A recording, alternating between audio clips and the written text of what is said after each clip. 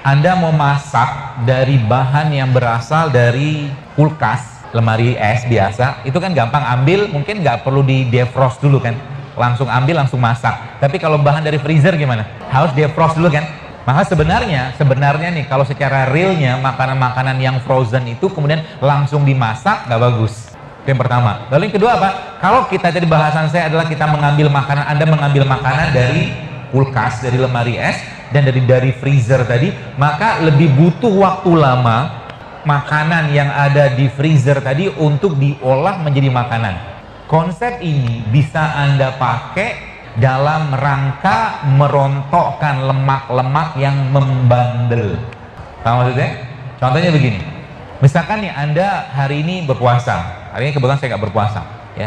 Hari ini Anda berpuasa, tadi pagi katakanlah sahur ya, sahur yang cukup segala macam, dan subhanallah kemudian nanti sore kan berbuka tuh. Katakanlah tadi pagi Anda berbukanya atau mungkin sahurnya pada jam 4 atau jam 4-an something lah, atau jam 4 kurang seperempat, sebelum jam 4 misalkan. Kemudian nanti berbukanya pada jam setengah 6, kan total kurang lebih sekitar 13 jaman. 13 jam itu Bapak sekalian, maka dia baru memasuki fasted state namanya. Fasted state itu fase atau kondisi berpuasa. Artinya kalau Anda sekarang, kalau bahasa saya gitu kan, dan ada buku yang saya baca itu, seorang dokter itu, kalau Anda mau masuk ke, ada satu fase lagi di atas itu, maka Anda perlu naikin waktunya. Dengan cara apa?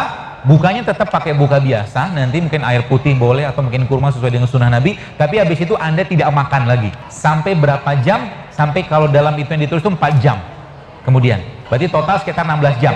Di 16 jam maka apa yang terjadi? Tubuh sudah mulai berubah fasenya lagi, mulai ngedefrost lemak-lemak tadi. Kemudian apa? Kalau naikin lagi tambah 2 jam lagi, 18 jam, itu lebih bagus lagi. Tapi ini tidak berlaku bagi orang-orang yang kurus ya, hanya berlaku bagi para penyampah yang lemaknya bertebaran di mana-mana dan banyak keluhan di badannya. Jadi kenapa banyak sekarang wanita mengalami gangguan reproduksi? Anda tahu kenapa? Karena banyak tumpukan lemak yang mengganggu metabolisme hormonnya dia.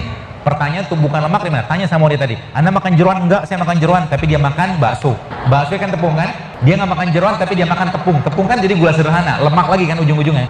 Ya kemudian 18 tadi kan, naik lagi ke 20. Berarti kita nggak makan tapi minum ya. Ada beberapa jenis minuman yang bisa Anda minum untuk menguatkan atau membuat tubuhnya itu kehilangan, tanda kutip, perasaan laparnya. Yang pertama, kopi. Kopinya pahit tapi pakai gula. Ya, jadi kemarin saya ngisi di mana, salah satu kantor lah di daerah Medan Merdeka gitu. Ada bapak-bapak pulang karena dia bilang, saya nggak mau dengar kajian Dr. Zaidul karena saya nggak boleh minum kopi. Loh, siapa yang melarang? Saya tidak melarang minum kopi, tapi jangan pakai gula pasir. Itu aja. Kalau minum kopi pakai apa? Pakai kurma. Jadi kopinya pahit, makan kurma, kan manis. Anda butuh manisnya dari gula atau butuh karbohidratnya? Kita butuh karbohidratnya kan? Ya sudah, minum kopi tapi makan kurma, lama-lama terbiasa sendiri. Akhirnya apa? Selera makan atau selera atau hormon ghrelin ditekan sama dia. Itu yang pertama. Itu tadi kopi. Berarti perempuan minum kopi nggak apa-apa? Nggak apa-apa sebenarnya. Dan kopi itu memang mengandung antioksidan. Yang khawatir, asal jangan tambah susu atau kental manis kalau bahasa sekarang gitu kan. Nggak apa-apa, minum kopi aja. Itu pada berapa jam tadi? 20. Ada satu minuman lagi yang bisa Anda pakai untuk menekan rasa lapar tadi. Yang tadi pertama kan kopi, yang kedua teh hijau.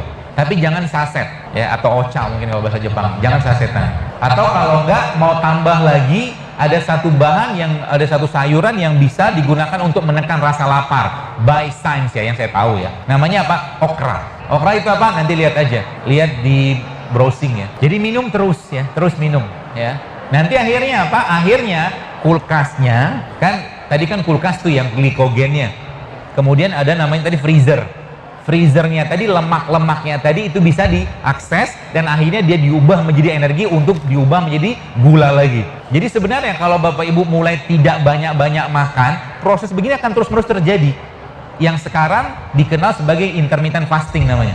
Intermittent fasting, dan secara saintifik intermittent fasting itu manfaatnya banyak, luar biasa. Pertama, dia akan berperan dalam memperbaiki penyakit-penyakit metabolik seperti diabetes, jantung, kolesterol, asam urat. Caranya gimana? Lamain laparnya. Lamain laparnya. By hour of 20 yang saya pahami dan saya baca itu pada 20 jam dan dia masih ngasup minuman ya, bukan nggak makan tapi minum. Maka apa yang terjadi? Tubuhnya di situ disebutkan berubah menjadi fat burning machine. berubah menjadi mesin pembakar lemak. Kalau mesin pembakar lemak sudah muncul, maka growth hormone juga akan muncul karena sudah berubah fase puasa tadi, dan subhanallah apa yang terjadi? Badannya akan menjadi kekar. Apakah gara-gara ini perempuan juga bisa ikut-ikutan kekar? Enggak. Sebenarnya kita akan butuh ya. Kekar itu maksudnya laki-laki ada testosteron, perempuan ada estrogen, tapi itu butuh waktu dengan exercise. Tapi maksudnya growth hormonnya muncul. Kalau growth hormone muncul, bagus sekalian, maka apa yang terjadi? Yang terjadi dia akan memakan sel-sel yang rusak. Jadi sebenarnya gampang sekali ya kalau kita mau sehat itu. Asal apa? Asal mau mengurangi makan dan ngerti yang dimakan itu apa. Oke guys, jika menurut kamu video ini bermanfaat, silakan like dan share, serta jangan lupa subscribe. Terima kasih semuanya.